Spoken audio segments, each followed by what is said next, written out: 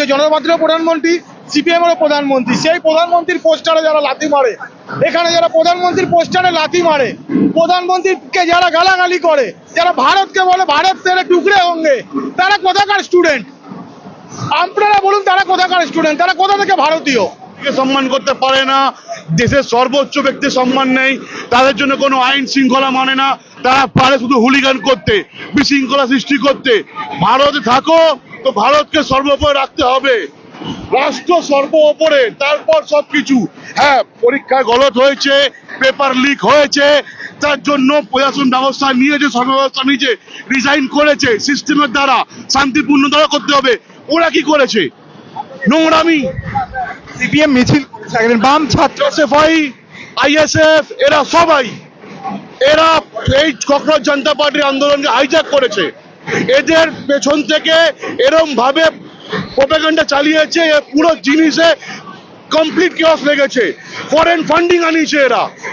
Proudly we head CPM, proudly we head বামফ্রন্ট। ওটা cockroach জনতা party না, ওটা হারমাত জনতা পার্টি। বলছে হারমাত জনতা পার্টিকে আটকানোর জন্য প্রত্যেকটা দেশের নাগরিক, 130 কোটি নাগরিক এই ভারতীয় জাতীয় পতাকা ধরে প্রতিবাদ জানাবে শান্তিপ্রিয় ভাবে, আর কিছু না। ভারতের প্রধানমন্ত্রী, সবার প্রধানমন্ত্রী, কংগ্রেসেরও প্রধানমন্ত্রী, ভারতীয় জনতা পার্টির প্রধানমন্ত্রী, সিপিএম এর প্রধানমন্ত্রী। সেই প্রধানমন্ত্রীর পোস্টারে যারা লাথি মারে, এখানে যারা প্রধানমন্ত্রীর পোস্টারে লাথি মারে, প্রধানমন্ত্রীকে যারা গালাগালি করে, যারা ভারতকে বলে ভারত তেরে টুকরে হোঙ্গে, তারা কোথাকার স্টুডেন্ট?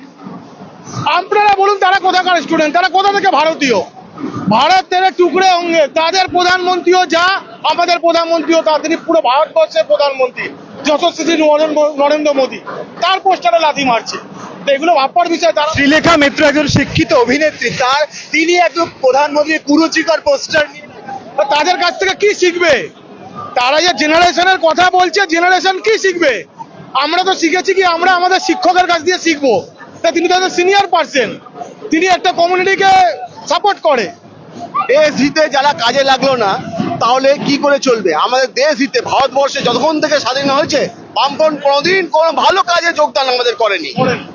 এখনো পর্যন্ত টিল নাও, এখনো পর্যন্ত সব সময় দেশের বিরুদ্ধে আমাদের চলে এসছে। এই যে এখন ককরোচ, যে ককরোচ দ্বারা উঠছে, সে ককরোচ না, বিদেশি ফান্ডিং দ্বারা উঠছে। এই ফান্ডিংটা যদি বন্ধ হয়ে যায়, তাহলে বুঝতে পারবেন আপনারা কি দুধ কা দুধ, পানি কা পানি হয়ে যাবে। একটু ওয়েট করুন। আমরা দেশপ্রেমিক 130 কোটি একবারে মিছিল বেরোবে।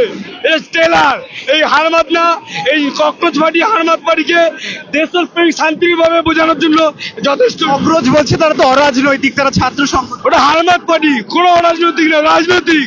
ওটা বকলমে কংগ্রেসের রাজনৈতিক পার্টি, কোনো অরাজনৈতিক পার্টি না। ওটা নিশ্চয় বলছি, কারণ আছে। কংগ্রেসের যখন পেপার লিক হলো, আন্দোলন কোথায়? যখন আম আদমি যখন সিএম, পেপার লিক হলো, আন্দোলন কোথায়? আন্দোলন শুধু দিল্লিতেই, ওই দুই জায়গায় বলে আন্দোলন নেই। তাহলে তুমি কি অরাজনৈতিক না রাজনৈতিক? প্রশ্নটা 130 কোটি মানুষের উত্তর দেবে।